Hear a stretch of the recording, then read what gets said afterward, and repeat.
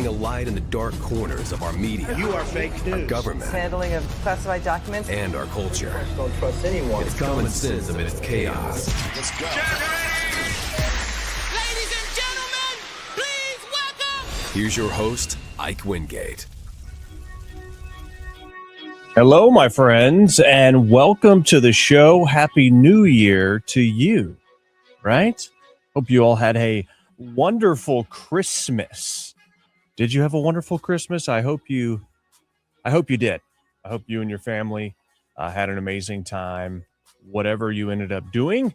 But nonetheless, a great opportunity to celebrate the birth of the Savior to the world, Jesus Christ. And so I hope you had that opportunity. And, I don't know about you, but what day is it is sort of what I wake up asking myself around the holidays, because the routine is so different, but it's good, right? A time to sort of change things up. And I've continued to work as far as doing several Newsmax appearances, but we didn't do a show last week. And I wanted to do a show before we got into 2026, right? And so that is why I'm on kind of a different time today, but glad you are with us.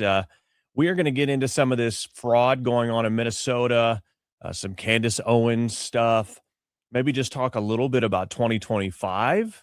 Of course, you can always drop your favorite moments of 2025 in the chat. You can help us out in the algorithm by giving us a thumbs up on whatever platform you happen to be watching on. If you're watching on X, please heart the post and repost. That helps us out. And of course, you can follow me on X at Ike Wingate. Okay, so 2025. A lot of crazy moments. We had a lot of border patrol, securing the border, and a lot of deportations, a lot of self-deportations as well. I mean, this is a huge move in the right direction for securing our country from, a law and order standpoint, a safety standpoint, but also an economic standpoint, because there's so many people here that are not paying money into the system, and there are attacks on our health care industry, as well as many other government entities, and housing is affected greatly by the mass influx of illegal immigrants.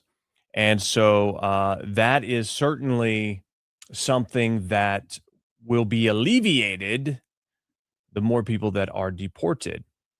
And as we also look at what's happened in 2025, I mean, you've got all the peace deals that President Trump has been a part of.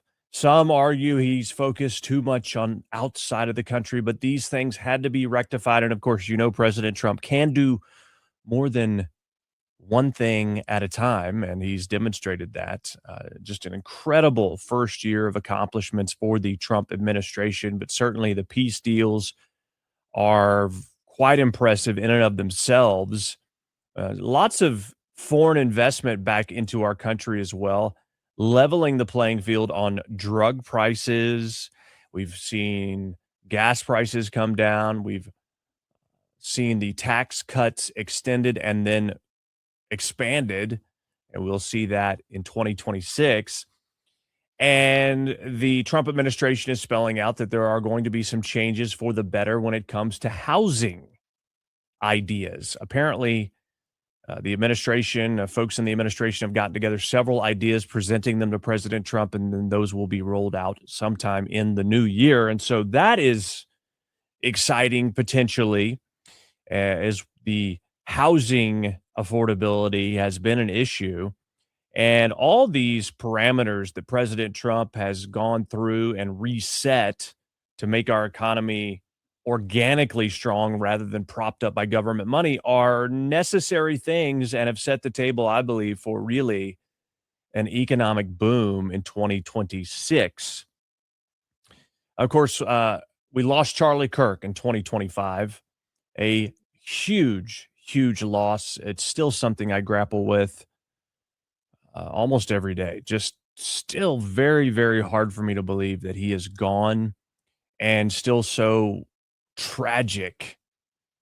The aftermath, the visuals from that day, the people trying to take advantage now, but also the incredible positive revival response. The people that have opened their Bibles for the first time in a long time, or maybe ever, the people that have gone back to church, the people that are engaging in Bible studies, inspired by the example of Charlie Kirk in a short life, but one that was well lived and quite consequential and effective. I know it's renewed my resolve to do work that matters, that makes an impact, and the pursuit of comfort or predictability or easy, I think, is just not what's best for us, right?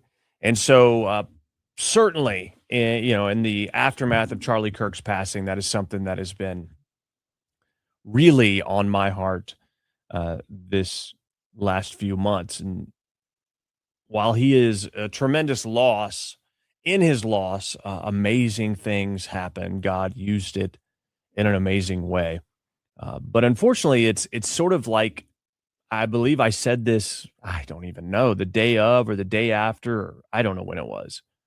But basically, before Charlie Kirk was assassinated and after Charlie Kirk was assassinated, it's going to be a marker in time of sort of, passing that threshold, crossing the Rubicon or whatever they say. And that's sort of the tragic thing about it. But we have to make sure that his legacy lives on. And I know that's certainly at the forefront of what Turning Point has been doing. And, you know, they've been criticized because of it. But when you are about the work of the kingdom and for what is right and for the truth, there are no days off. And when you hope in eternity, you know that this is just a moment in time, a blip in time, and how can we be most effective with it? And this isn't the end when our life is over here, if you know where you're going for eternity. And so that, I think, is the mindset that has been adopted uh, with with the way Turning Point has operated post Charlie Kirk's assassination. And of course, in 2026, we are likely to see the beginning of the Tyler Robinson trial in the charge of assassinating Charlie Kirk. The We believed the judge had ruled that cameras would be in the court. That's what was reported, but apparently, no, he has not decided that yet. So we are awaiting that decision, but I think it has to happen. Anything less than that is going to be a travesty, but we will see that in 2026. That will be a huge part of the news coverage. And then, of course, you have the midterms coming up in 2026 and a lot of predictions. And typically, the party that's in office for president is not the party that holds the majority. But with all of these terrible stories of fraud going on in Democrat states under Democrat control, I mean, that is a game-changing issue that could reverse the trend. You're also going to have the Charlie Kirk trial, the Tyler Robinson trial, rather, for the assassination of Charlie Kirk. That's going to be so dominating in the news cycle during a midterm election year. So these are factors that certainly could come into play. The big question is going to be, how is the economy going to be felt? You can see numbers and statistics that say things are going in the right direction. It doesn't matter unless people feel it, okay? And so that's the question, is what will people feel in 2026? Because if they are feeling like things are going in the right direction economically, they may they may side for the Republicans in the midterms. But I think the big thing that is a factor is what is Congress going to get done? They act like they've been waiting for this year to get it done. I mean, this healthcare subsidy and Obamacare issue is going to probably stall them out, and there may be another shutdown at the end of January. Let's hope not. They need to just get rid of the filibuster, and they need to start ramming through these nominees and codifying these executive orders that President Trump has signed. That's what they need to do. If they sit on their hands this year like they did last year, largely, I mean, the big, beautiful bill got passed. Yeah. But they could have done a lot more. They could have done a lot more. And if they don't, well, then they're not going to retain a majority, I don't think, in the House. We also want to see some prosecutions of people like Adam Shifty Schiff and others. President Trump has continued to call out Pam Bondi to get something done there. And then we just sort of pivot to this story that I think is actually going to be a big story into 2026, this Somalian fraud in Minnesota, billions of dollars. Nick Shirley broke the internet wide open a couple days after Christmas, where he went around to these various preschools and learning centers that are subsidized by the government, which, by the way, why the heck is that even happening? Went around to these places, and they, people that are nearby said, "Oh, we've never seen kids go in here." And so it seems people are getting a lot of money, and they're not operating a legitimate learning center or preschool or whatever you want to call it. And so this story just keeps growing and growing. Now, because he had the visuals of going around and interviewing, that's really what it took for people to, I think, connect all the dots, because we've been talking about this fraud for some time. I mean, there was the meal plan fraud that was prosecuted a few weeks ago, and that was related to a lot of COVID funds. You've got also these centers for autism that have been set up by a lot of Somalians, and they're getting reimbursed. So that's been out there, and now this preschool issue is out there as well. These learning centers. And so it just keeps growing and growing and growing. And now you've got calls for the resignation of Tim Walz, the governor. But of course, AI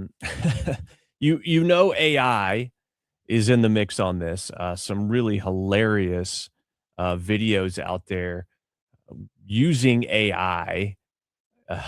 You have this learning center, and this is the thing that really went viral about this, is the sign on the front of the building misspelled the word learning. So it was Quality Learning Center. And so you've got these videos showing a lot of the squad hanging out in some crack house. Nick Shirley over here, with the SWAT team. Tim Walz hanging out with what looks like Somalian pirates from the movie Captain Phillips. You've got Kamala Harris drinking Hennessy. And so some of these videos they're just flat out hilarious. So that is a lot of what you're seeing now, because this story is just so crazy.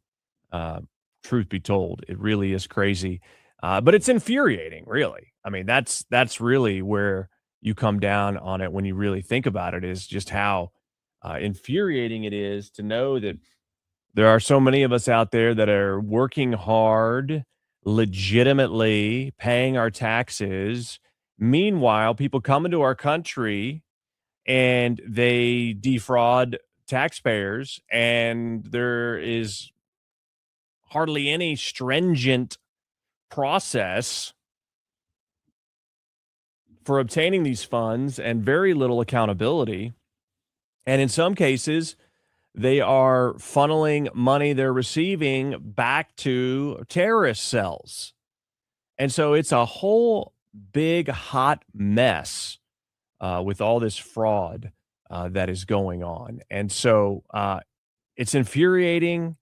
It's demoralizing. I mean, what incentive does someone have to do things the right way when they see this kind of crap happening? I mean, that's, I think, the moral of the story here is you've got to get it under control because people say, you know what? It doesn't matter because, the money's just being given away to people that don't deserve it. Why should I do the right thing?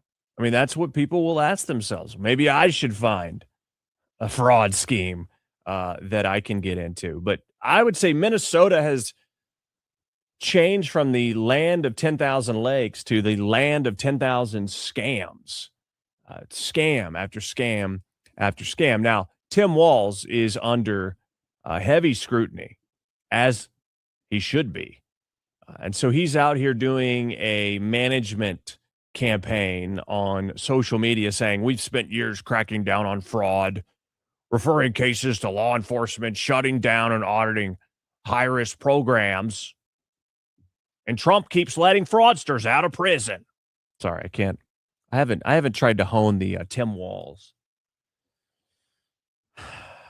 And so he's like, well, the national media is just now paying attention. So here's what we've done to stop it. And it's basically, just some random headlines. Oh, this one story. Yeah, we cracked down on some fraud. Dude, it's continued to go on. It's continued to be uncovered. And, this investigation into this fraud apparently was started in some cases during the Biden administration.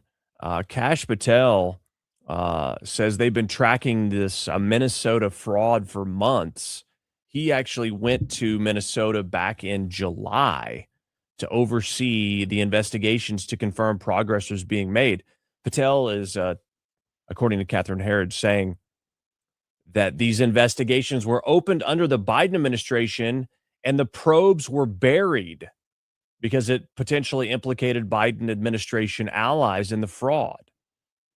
Saying between late May 2025 and December, the FBI had 16 open investigations into approximately 32 healthcare and home care providers accused of fraud, described as massive joint investigations, including HHS Inspector General, Medicaid Fraud Unit, the IRS, postal inspectors, the Minnesota Attorney General, and the Minnesota Department of Education, and others. And the probes are expanding in Minnesota, as they should, and investigators are exploring nationwide fraud schemes. And the FBI has surged their forensic accountants and data analytics teams to Minnesota. They're also investigating potential links to elected officials, which again, Ilhan Omar, she's Somalian. She has basically pledged her allegiance to Somalia, calls that her country, calls the Somalian president her president. Her net worth has increased from, 60,000 to something like 20 to 30 million or something like that, maybe more. It's crazy. Like, it doesn't make any sense. And so she's been on the take. We're talking fraud with nutrition programs, the Feeding Our Future probe, exposed an alleged $250 million, is more like feeding the fraudsters. That's what's really happening there. These were COVID programs that our government gave money, reimbursed for serving meals to kids during COVID.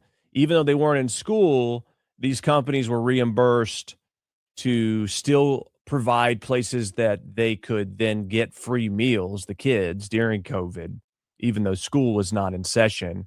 And these people just made it all up, didn't serve any food. Money laundered through multiple entities. A couple of these people that were, indicted, found guilty, Ilhan Omar knows them. One worked on her campaign, and one had the restaurant where she hosted her victory party after an election. So I think it's, I can't prove anything at this point, but boy, there's a lot of smoke there, isn't there? A lot of smoke, and there's likely some fire. But this whole scam, I mean, when you look at the people who when you look at the people who are running these daycares, I mean, look at this. These are the guys for real. Would you drop your kids off with these people? I don't think so, man. Little Johnny will come back later to pick you up. That's insane. Yeah. I mean, this is real. Look, man, I don't want anyone to suffer, but we don't need to be, I mean, we don't need to be allowing mass immigration from these cities that are from these countries that are third world crazy countries, a lot of inbreeding and who knows what else. I mean, why would we do this? Why would we do this? I mean, you could say, well, what about what about the compassion about it? What about the compassion for your own people? Shouldn't our priority be to protect our own people with our own laws and our own civilization? Why? Who made this thing up that the United States of America has to be the dumping ground for everybody? It's irrational. It's untenable. It's insane. But the fraud's not just going on in Minnesota. We're now seeing Ohio show up. More than 40 daycare centers in Columbus, Ohio, all launched under the now defunct Somali Education and Resource Center. It's like something with the Somalians happened and they figured out, man, there is a big grift you can take advantage of.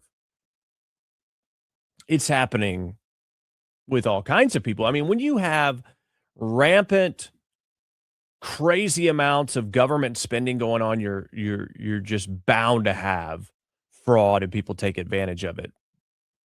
People of all races and nationalities, okay? But for some reason, the Somalis are really good at this, I guess. Reportedly began operations on the same day, collectively earned $14 million in 2024. And so based on these investigations that hopefully continue. Now, the thing about this is I hope Nick Shirley's report, which again, we've been reporting on this for weeks. I mean, I know Newsmax has been reporting on this. Nick Shirley just happened to go around to some of these daycare centers with the video, and somehow he's broken the story open. Well, to his credit, great. He's gained viral status, but he didn't really break the story. We've been talking about this for a while, and my hope is that we now see continued investigation into these fraud schemes in states all over the country. I mean, everybody should be advocating for an audit in every state, right? But these liberal states especially have been crazy loose and lenient, allowing for this fraud to occur. The DHS has shut down payments for these learning centers and preschools and daycares unless you can provide proof that you're actually providing the service. So people want to say, oh, because of this unfounded investigation, kids aren't going to be able to have daycare. Well, that's not true. This program hasn't been shut down. The funding is just tied to stricter confirmation processes. You understand what I'm saying? Stricter verification, which it should be anyway. But again, I don't know why the government is giving money for this stuff. I mean, how much of our debt is actually just fraud? 38 trillion in debt. How much is just fraud? COVID opened up the door for a ton of fraud. My gosh. But you see it especially in these blue states. And President Trump put this out on Truth Social. There's more fraud in California than there is in Minnesota, if that is even possible. And he says, when you add in election fraud, and they're tied now for first. He says 2 crooked governors, 2 crooked states. So it seems California is going to be a target soon in these fraud investigations. And the House Oversight Committee is going to be bringing Governor Tim Walz to answer for the massive fraud in Minnesota, as well as other folks, Minnesota state reps, in 2 hearings. They'll be in the one on January 7th. Tim Walz and Attorney General Keith Ellison will be at the House Oversight hearing on February 10th. And so a lot of attention here on this fraud now with hearings before Congress. A lot of splaining to do, my friends. And so this is a good thing when it comes to ridding out this crap. And there has to be accountability. And Tim Walz should resign. People are calling for his resignation now. And I think that's the right move. And so, again, we go back to AI for the win, and the Quality Leering Center. They spelled the name wrong. Take a look. Quality Leering Center playset, the place where kids can't read good, but the cash sure does. Whoa, empty desk. Load up the money counter and watch the grants roll in. Guard the door. Deploy the fully armed Somalian security figure. He's got the place on lock. Create daring government audits and massive defrauding action. Just new from Starwave Toys. It's the Quality Leering Center playset, the place where kids can't read good, but the cash sure does. Whoa, empty desk. Load up the money counter and watch the grants roll in. Guard the door. Deploy the fully armed Somalian security figure. He's got the place on lock. Create daring government audits and massive defrauding action. Okay. The Quality Leering Center. And you've got the armed Somalian guy guarding the place. I mean, it's just hilarious. And you can't make this stuff up. Literally, the sign spelled wrong. I mean, can't make this stuff up, guys. You can't make this stuff up. Anyway, I think this fraud story is going to continue to grow and grow and grow and grow. I think there's just no question. I think we've just begun to see the uncovering of this disgusting, despicable, infuriating fraud. But Democrats are going to say, oh, how dare you? How dare you? They're already saying it's racist to call this out. To call out fraud, you're racist. Give me a break.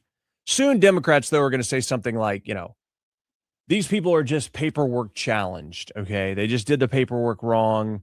You need to, stop being racist.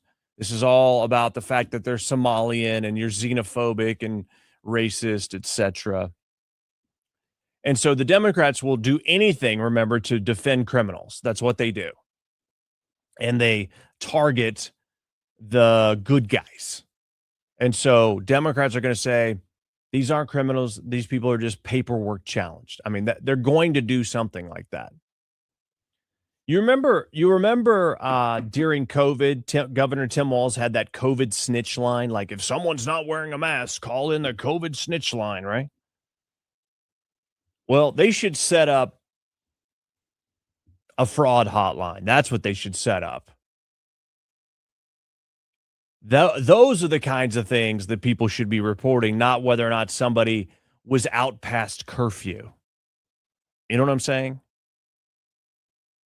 So this just goes against everything that's noble, this fraud. I mean, I remember my grandpa would say, you don't work, you don't eat. I mean, that's from the Bible. You don't work, you don't eat. Where is that mentality in our country anymore? If you want to eat, you got to work. But instead, it's just, how do we get a free pass? How do we get free money? There's just this entitlement mentality in so many ways, and this lack of dignity and integrity. and just so many people on the take, and they think the government just owes it to them. And then how stupid are we that we've set these systems up that people could just come into our country and get rich off the backs of actual working Americans? I mean, it's absolutely disgusting, demoralizing, deflating, all the words. And it's just, it's got to be prosecuted to the fullest extent of the law. I mean, right now, Eric Swalwell, who's running for governor now in California. By the way, the guy hasn't showed up. I mean, a dead guy has voted more than Eric Swalwell. I mean, he can't even show up to do the job in Congress that he was elected to do for Californians. And I don't know why he expects people to trust him to do an even bigger job.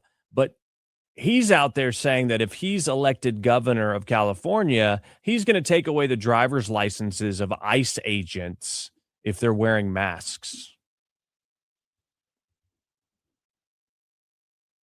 So again, Democrats side with the bad guys and target the good guys. The reason why these ICE agents are wearing masks is because radical left lunatics have been doxing their identities and their families' identities, threatening them, and oh, by the way, trying to assassinate them, if you recall back in Dallas. And so it's no wonder they have to hide their identities, because they're under threat from people who hate law and order and justice.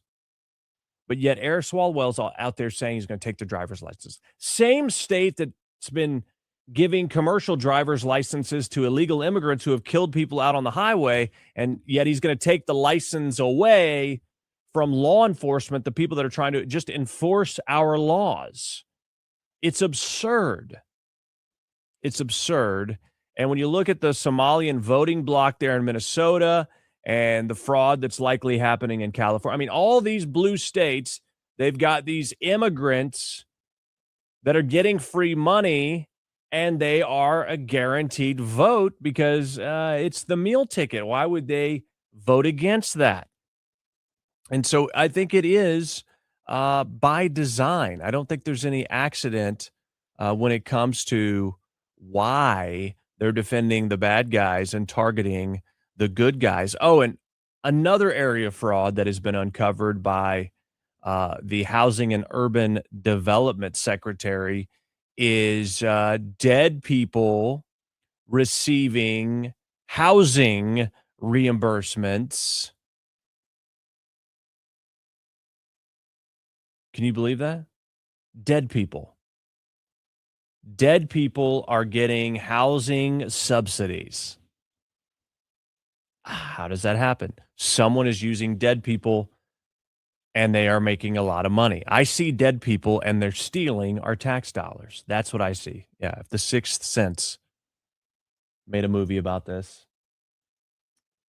Anyway, so again, over and over and over, we see and uncover this fraud. Thank God that Doge sort of at least started this idea. If there was ever justification that Doge should continue and be expanded, it's all of this crap. But again, I go back to, how much money are we actually spending on bull crap, on fraud? How much of our national debt is straight up a scam? Something has to be done. And think about this. I mean, people getting housing subsidies and taking up housing, I mean, they are making it harder for Americans to afford housing. I mean, this is just ridiculous. This is so backwards. And this is the kind of issue that will piss some people off so badly that they're just going to be done with it. I'm tired of working hard. I'm tired of doing it the right way. It's also going to infuriate some people that they may not be able to control themselves. And of course, I would strongly advocate against that. But when somebody is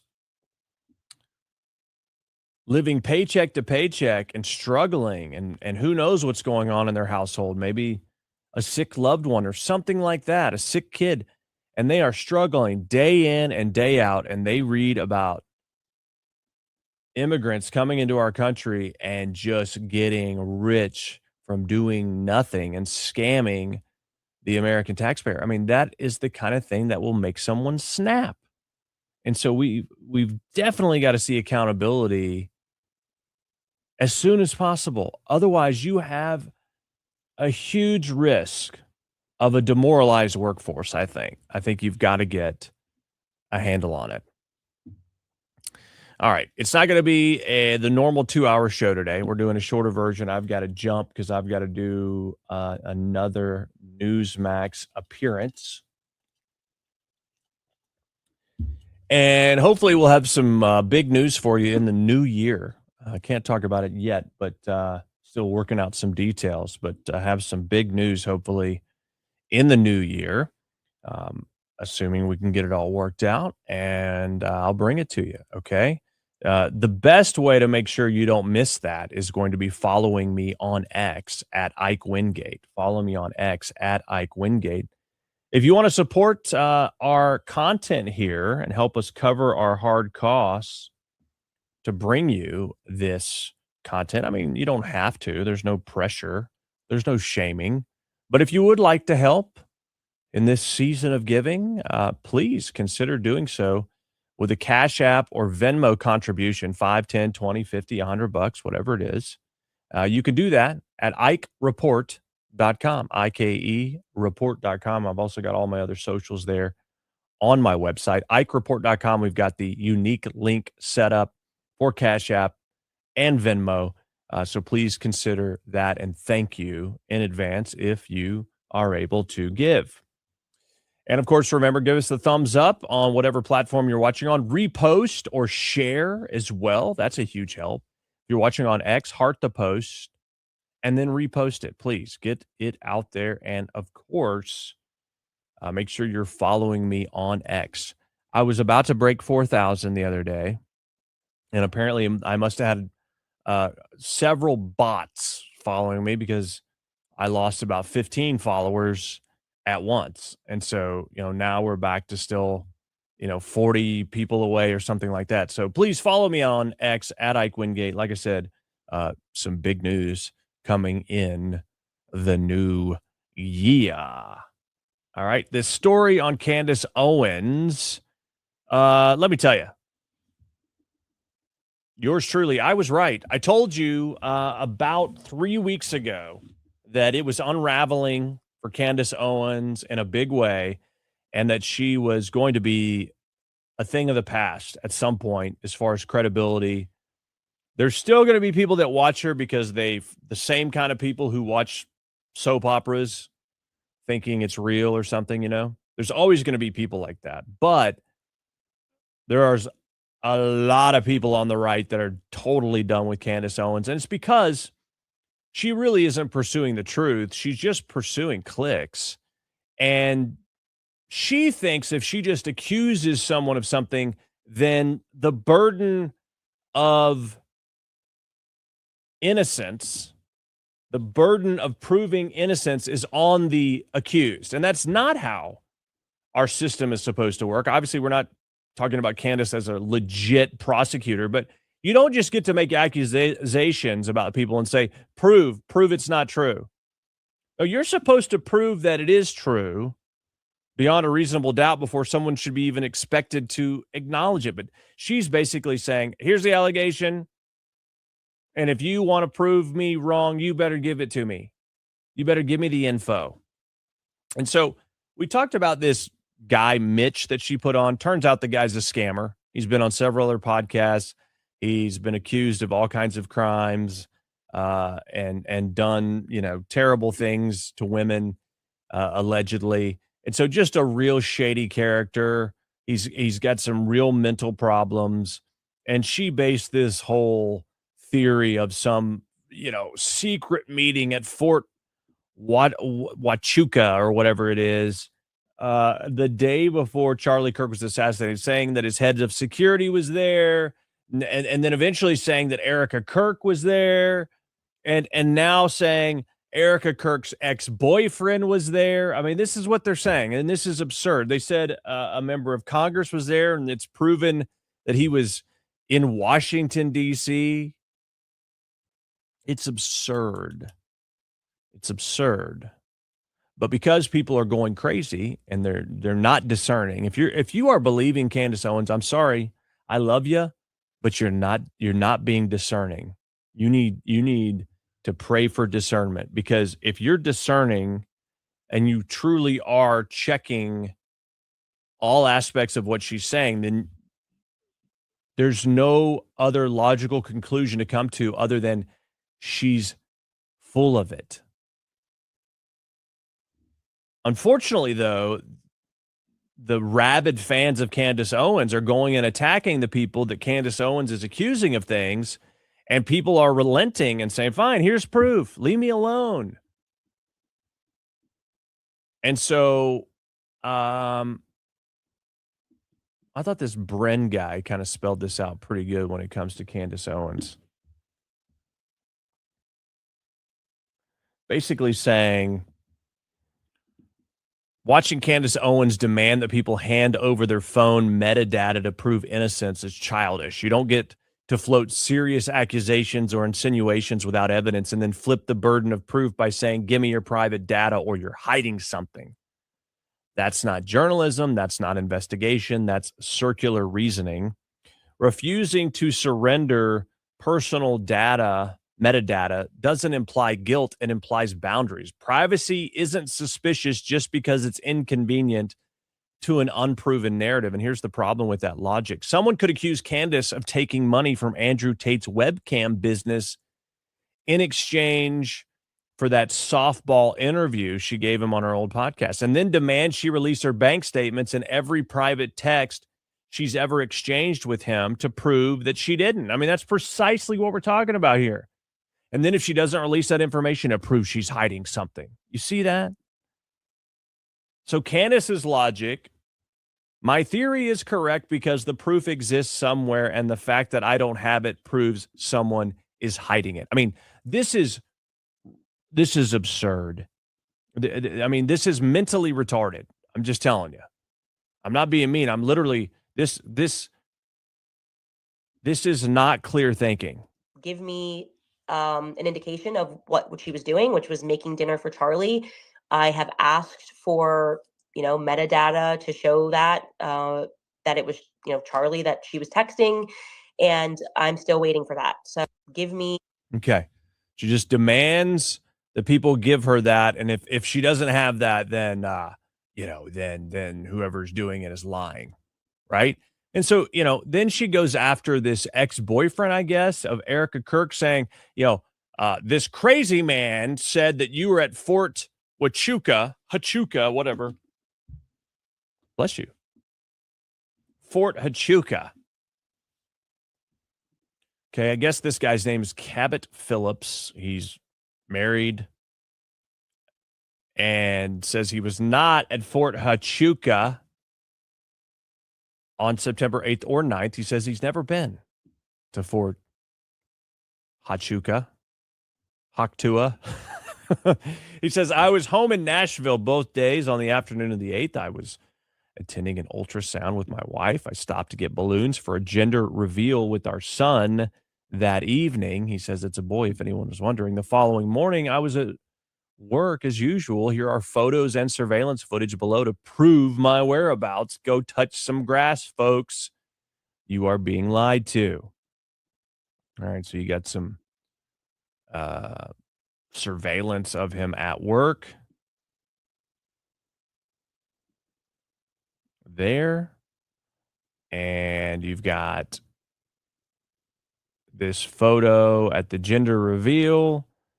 And the metadata says he was in Nashville September 8th at 5:57 p.m. Of course, that wasn't good enough for her. She said, oh, I need you to send me the, exact photo so I can see if the metadata was manipulated. And here he has another photo with the metadata on Monday, September 8th. And so it's just it's freaking ridiculous. And so Candace Owens texts this dude. I mean, she is freaking nutty. Hey, Cabot, just seeing your tweet. Do you mind just shooting that image over to me in a text, the one with your metadata, just because of the obvious ability to adjust metadata? This was the entire reason I texted you at first. And he said, I'll trust you'll correct the record with your audience, dig into the metadata all you want. I mean, just smearing this guy. If I were him, I would post Candace Owens' phone number for all to see. Anyway, I despise this person. One time I respected her. There is nothing noble or virtuous about using your alleged friend's murder to smear everyone that he cared about in the pursuit of clicks and money. I mean, it's indefensible. It's so gross. It's just, I just think it's evil, honestly. That's what I think it is. It's just, I just don't think there's any way to defend it as noble and legit and having any integrity whatsoever. And so, again and again, Candace Owens is being proven wrong. She's lied. She lied to Piers Morgan. We played that for you the other day and said, no, I never said that. And then we've got the internet. People have created the jump clips and the edits showing her contradicting herself again and again and again. And then this dude she brings on that she says has been the witness protection program. Good grief, hearing that story. You knew it. I'm like, there's no way. This is ridiculous. Again, she scammed again, but yet she runs with these stories like they're gospel, man. And so she is proven wrong again and again. She tries to adjust her story and act like that's not going to stick to her, but she's gotten too greedy and too desperate at this point. And she's done. She's done. Her credibility is shot, and she is going to be finished. She's going to have to go do something else. Maybe she can, review cookbooks or something like that on a podcast. But as far as any credibility, it's shot.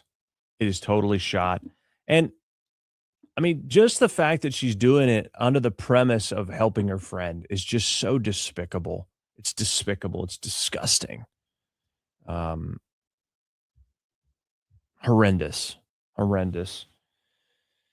And I mean, my gosh, all the things the people, Erica Kirk and Charlie's friends have been through, only to be maligned, smeared, and accused for people that are supposed to be on the same side. I'm telling you, she's been proven wrong again and again and again, and it's just going to continue as long as she makes these crazy accusations. Now, she's going to try to act like she didn't say stuff when she's proven wrong, but we will not forget. So anyway, that's what's going on. I mean, we can hope in 2026, Candace Owens will shut up and start going, go back to covering some other conspiracy. The truth is not in her. I don't know what's happened to her. I don't know if the truth ever was in her. I do not know. But I can tell you that what's happening right now is not a pursuit of truth and righteousness. It's not. You may disagree, but I'm just telling you, as time goes on, you'll see. If you don't see by now all the contradictions in what she's saying, then I don't know that you ever will. But anybody who's actually pursuing with an open mind, true understanding and truth, will see that this, and all it's doing is helping diminish the actual assassin, by the way, while just putting Charlie's closest friends and family through the ringer. The left is loving this. The left is loving this. I mean, what is happening to the women on the right that are just going freaking nuts? Marjorie Taylor Greene, Candace Owens. I mean, what is happening? Somebody needs to test their water because they've gone full lunatic, man. All right, that's going to do it for today's show. We will be back with you at some point, likely next week. But make sure you're following me on X and you have notifications turned on so you know when we go live. Please follow me at Ike Wingate on X and heart this post and repost. We thank you so much for being here. Thank you to our friends watching on the Right Side Broadcast Network. Make sure you're following RSBN and you're following me as well on X. Have a wonderful day and Happy New Year, my friends. Let's make 2026 the best year yet. Rate, subscribe, and leave a review. It's how we get the word out amidst the chaos. Thanks for listening to The Ike Wingate Show.